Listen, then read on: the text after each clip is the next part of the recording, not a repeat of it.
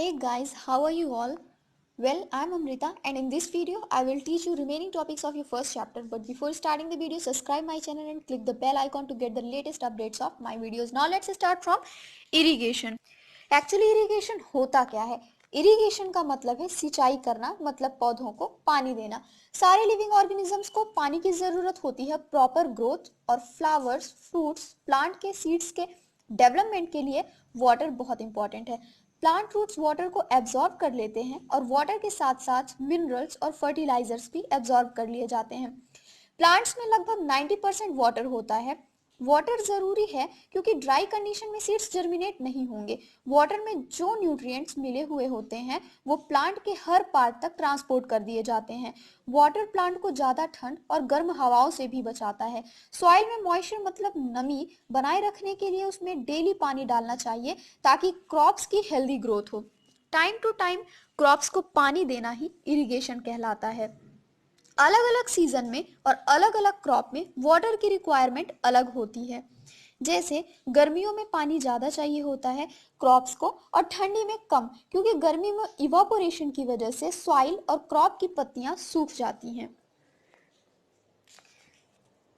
अगला टॉपिक है हमारा सोर्सेस ऑफ इरिगेशन। सिंचाई के स्रोत, मतलब हमें इरिगेशन करने के लिए, सिंचाई करने के लिए पानी कहाँ से मिलता है। तो देखिए, हमें wells, tubewells, ponds, lakes, rivers, dams और कैनल से पानी मिलता है क्रॉप्स को देने के लिए। Now let's study about traditional methods of irrigation, मतलब सिंचाई करने के पुराने तरीके। जो पानी कुएं में, झील में या नहर में होता था उसे निकालकर फील्ड तक पहुंचाने का तरीका हर जगह अलग अलग हुआ करता था। पशु या इंसान इस काम को किया करते थे। ये तरीके सस्ते तो होते थे पर इससे ज्यादा काम नहीं हो पाता था। The various traditional ways are मोट, पुली सिस्टम, चेन पंप, ढेकली एंड राहत। आप इसको रहट भी बोल सकते हैं। ओके, कॉमनली पंप को यूज किया जाता था पानी ऊपर खींचने के लिए। डीजल, बायोगैस, इलेक्ट्रिसिटी और सोलर एनर्जी का यूज करके इन पंप्स को चलाया जाता था। Now we will study about modern methods of irrigation. इस टाइम पे जो इरिगेशन के मेथड यूज किए जाते हैं उसमें पानी की बचत ज्यादा होती है। फर्स्ट इरिगेशन का मॉडर्न मेथड है स्प्रिंकलर सिस्टम। ये मेथड उन प्लेसेस के लिए बहुत यूजफुल है जहां पानी की कमी है और सैंडी सॉइल मतलब रेतीली मिट्टी है। आप देख सकते हैं कि कुछ इस तरीके से होता है। सेकंड है इरिगेशन का मॉडर्न मेथड ड्रिप सिस्टम। इस सिस्टम में पानी बूंद बूंद करके डायरेक्टली रूट्स पे गिरता है, इसलिए इसको ड्रिप सिस्टम बोला जाता है। इसको fruit plants, gardens and trees को इरिगेट करने के लिए बेस्ट टेक्निक माना जाता है। इस सिस्टम में वाटर बिल्कुल भी नहीं वेस्ट होता।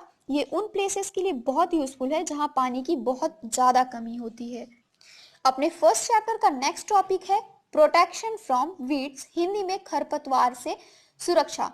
कई बार हमारे फील्ड में क्रॉप्स के साथ साथ कई अनचाहे प्लांट्स भी उग जाते हैं और इन्हीं अनचाहे प्लांट्स को वीड्स बोला जाता है। जब इनको क्रॉप से अलग किया जाता है उस प्रोसेस को वीडिंग बोलते हैं। वीडिंग इंपॉर्टेंट है क्योंकि वीड्स क्रॉप के साथ मिलने के बाद वाटर, न्यूट्रिएंट्स, स्पेस और लाइट लेने लगते हैं, जिसकी वजह से क्रॉप की ग्रोथ कम हो जाती है। कुछ वीड्स तो जहरीले भी होते हैं, अगर वो क्रॉप्स के साथ मिल गए तो एनिमल्स और ह्यूमन बींग्स को नुकसान भी पहुंचा सकते हैं।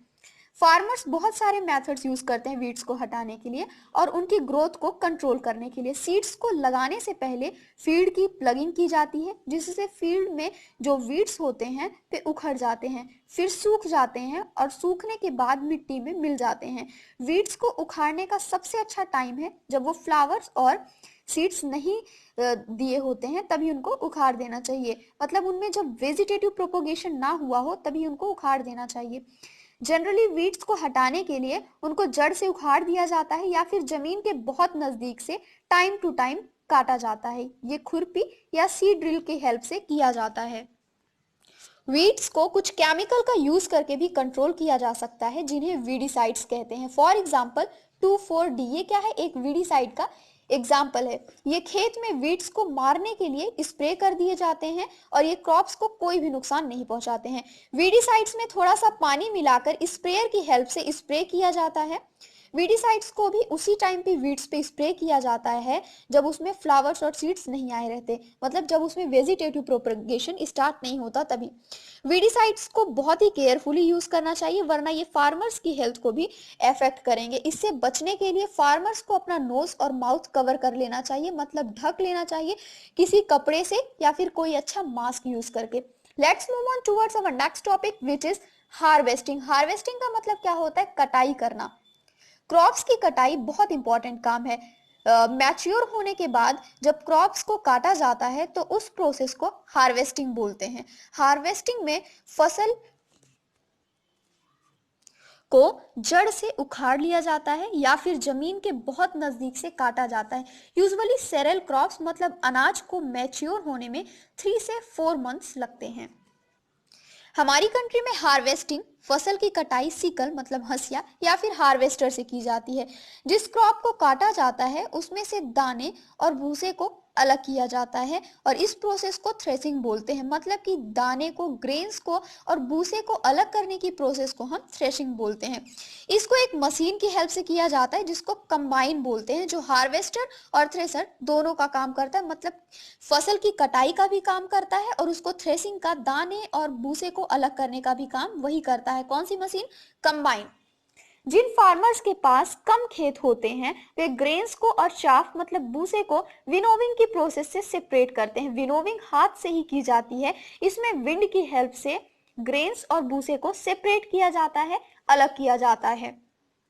Now it's time to tell you about harvest festivals। 3 और 4 मंथ की कड़ी मेहनत के बाद फसल को काटने का चांस आता है।